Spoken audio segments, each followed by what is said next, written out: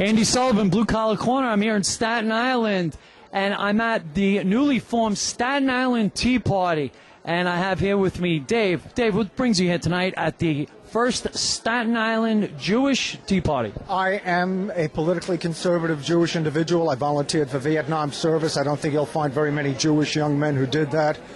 I am committed to the National Rifle Association. I believe that a Jew without a handgun is a Jew with an invitation to the concentration camp. And I am a man with several graduate degrees, and I believe in the Constitution of the United States. I've taught American history, and my concern is, unfortunately, in the Jewish community, there is too much liberalism, too much apologism, and there's too much of a failure to see those who are our enemies, including, unfortunately, many who are elected officials who are Jewish, such as in New York, Charles Schumer. Now, David, you got to admit, you're a pariah in this group. Absolutely. I mean, every Jewish group that I go to, they're all staunchly Democratic. Correct.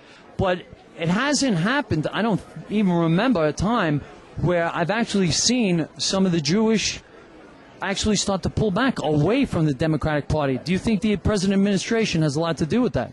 I think the present administration is inherently anti-Semitic. They are absolutely anti-Israel. Obama has surrounded himself with radical leftist Jews. Tell me what action drew you to that first conclusion that you feel that he's anti-Semitic. Can you name something? Yes. Absolutely the fact that he associated himself with Reverend Wright, who has for all his years since he came back from the military preached against Israel. The fact that Obama is an apologist for the radical Muslim groups. The fact that he follows all the principles that are archetypical to the left as relate to minimizing the significance of Israel. And I believe sincerely that he would seek in a very mild manner to eradicate any influence that Israel might have in the Middle East if he felt that there was no opposition in certain quarters, which exists here. You know, David, there was a story that came out, and it didn't get a lot of ink, and it was about President Obama was at a party with Bill Ayers, and Professor Khalidi was one of the keynote speakers, and at this event, he actually talked about completely eradicating Israel. Totally. Completely taking the Jewish element right out of it and giving it back to the Palestinians. There was an actual standing ovation, and Barack Obama was one of them standing and clapping. How does that make you feel?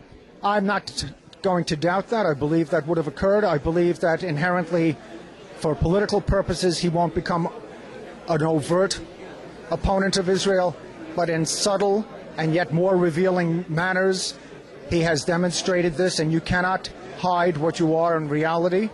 And I think it is evident, unfortunately, there are simply too many Jews who, because of their apologistic nature and their fear to stand up, their confusion as to what Judaism represents, their discomfort with what occurred during World War II, who are going to subordinate themselves to the requirements that they believe the community demands of them, and they will continue, unfortunately, to support their enemy. David, I want to thank you very much. Us at Blue Collar Corner, cutting out. Thank you.